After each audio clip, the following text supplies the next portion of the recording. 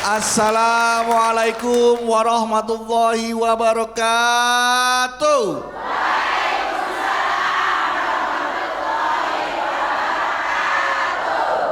Alhamdulillahirabbil alamin wassalatu wassalamu ala asrafil anbiya mursalin wa ala alihi washabihi ajmain amma ba'du.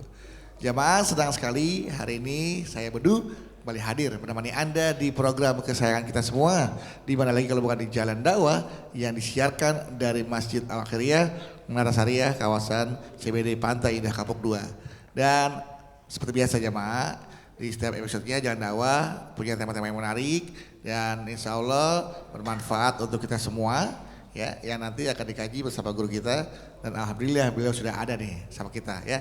Nah, langsung saja kita sapa, sudah ada Ustadz Encep Sehabudin. Assalamualaikum Ustadz Encep. Waalaikumsalam warahmatullahi wabarakatuh Kang Dudu.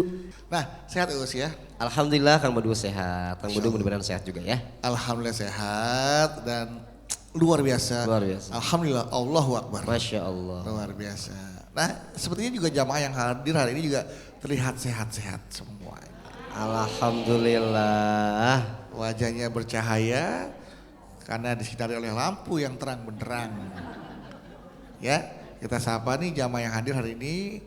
Terus datang dari Majelis Taklim Al-Mujahidin Jakarta Barat, Majelis Taklim Al-Hikmah Al-Wiliang Bogor, dan Majelis Taklim Al-Ikhlas Jakarta Barat. Coba, Assalamualaikum. Waalaikumsalam. Oke, kita tes sekarang ya. Masih ingat kan kalau ngomong jalan dakwah, bagaimana?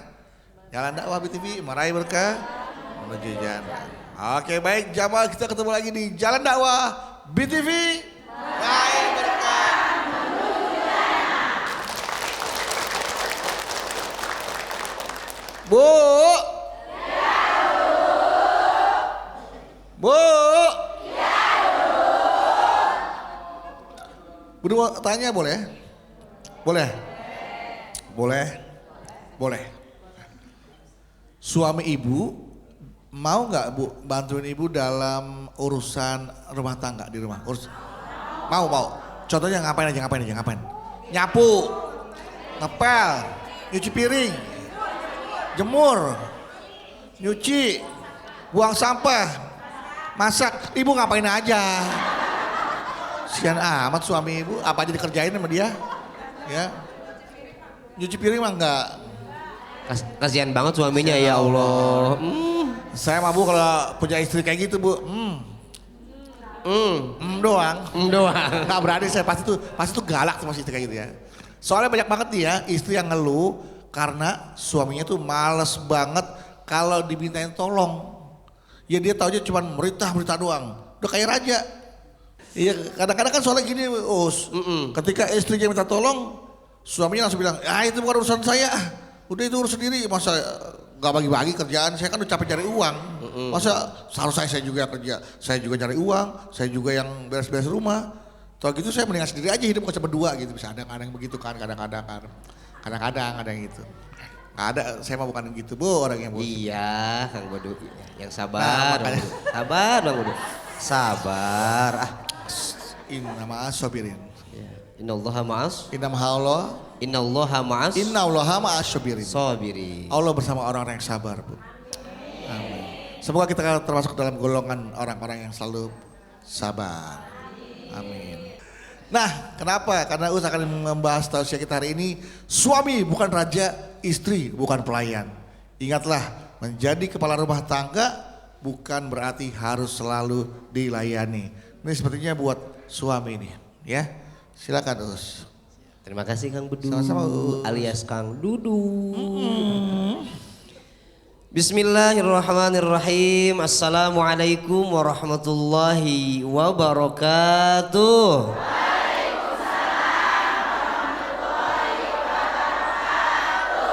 Beli bumbu, beli ayam ke Surabaya, beli mangga. Ibu-ibu yang jawab salam, kaya raya masuk surga. Amin ya robbal. Alhamdulillahirabbil alamin. Allahumma sholli ala sayyidina Muhammad wa ala ali sayyidina Muhammad, amma ba'd. Bu. Bu. Suami bukan raja, istri bukan pelayan. Ibu pernah nggak di rumah kata suaminya, mama kopi, mama kaos kaki, mama pijitin, mama maem, mama kerokin. Sering begitu?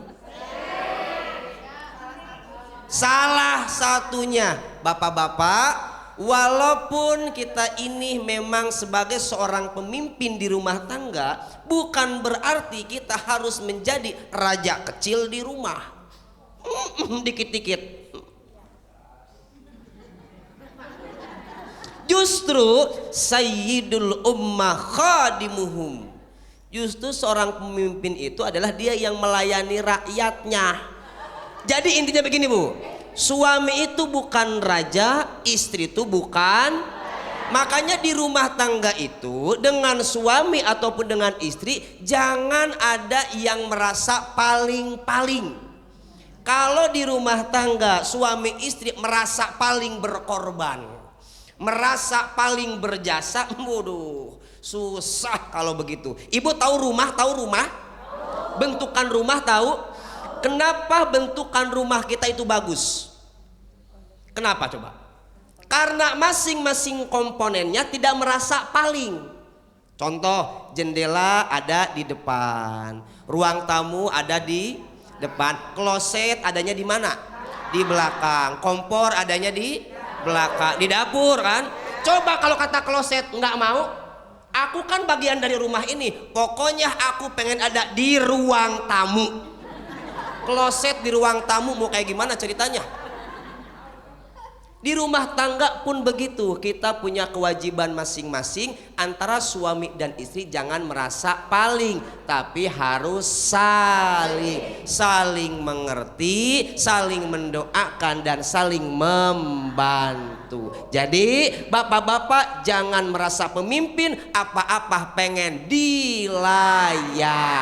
Tapi buat ibu-ibu buat ibu-ibu nih, kalau ibu pengen dapat pahala dari suaminya, pengen masuk surga dari suaminya, ibu jangan merasa terpaksa, apalagi ibu ngelayanin suaminya terpaksa. Ada yang terpaksa ngelayanin suaminya? Kata Nabi apa? Ayyuma mra'atin matat wa zawjuha anha radin dakhalatil jannah. Orang perempuan dia meninggal, suaminya ridho sama dia, masuk surga tuh istri. Makanya ibu udah cari ridho siapa?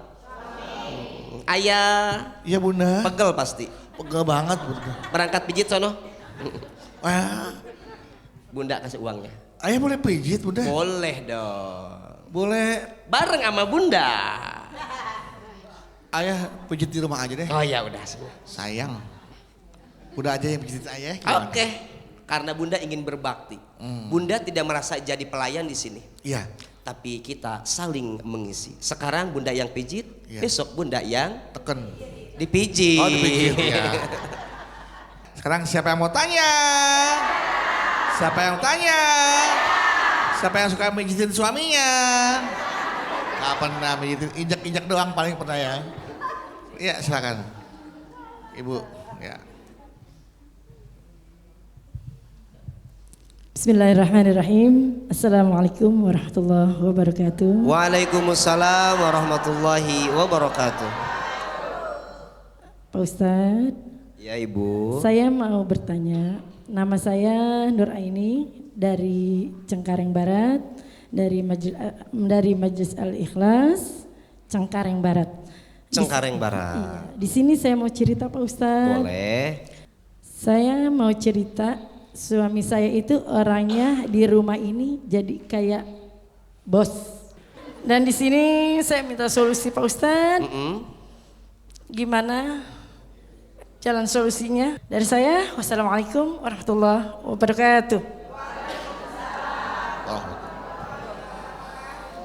Baik. Silakan lagi langsung Pak Ustadz dijawab. Baik. Ya. Ini sebetulnya koreksi buat kita sebagai suami, buat ibu juga sebagai. Ada nasihat yang sangat indah dari Syekh Mutawalli Asy-Sya'rawi. Man ibtagha zaujatan bila naqsin asya a'zaban. Kalau ibu bapak pengen nyari suami, nyari istri yang nggak ada salah, nggak ada kurangnya, silahkan engkau hidup menjomblo selamanya. Setiap istri punya salah, setiap suami juga punya.